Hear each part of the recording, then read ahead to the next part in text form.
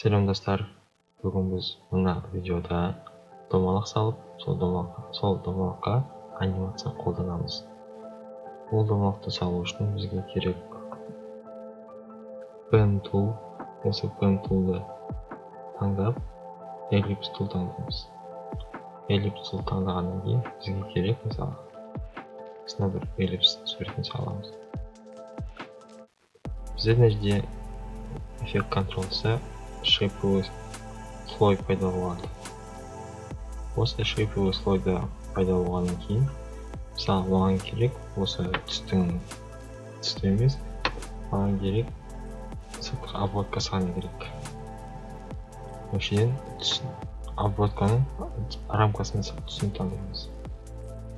Осы мысалы қызыл болады. Ал мына жерде бұның қалың жұқалауын таңдаймыз.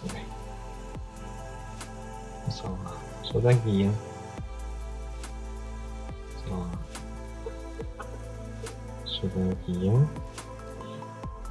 таңдағаннан кейін бізге керек мына жерге ауыстыру керек. Position'ды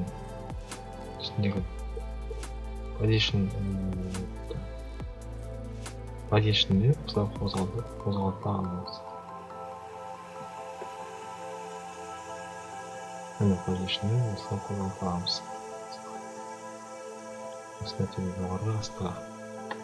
Енді осы мысалы бізге керек, ол мысалы пайда болу керек, мысалы мына жерде.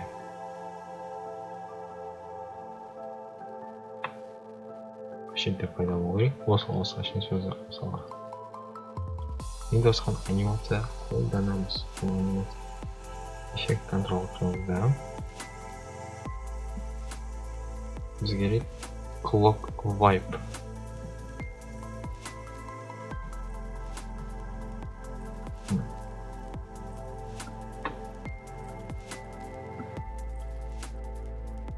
Міне осындай болып шығады. Екінші аны қолданып көрейік.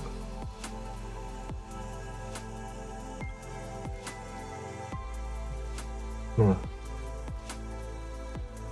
осылай басталады. Домалағымыз пайда болады. Енді осы жерде домалағымыз жоғалып кетеді. Осындай видео салыңыздар, жазылыңыздар, көріңіздер.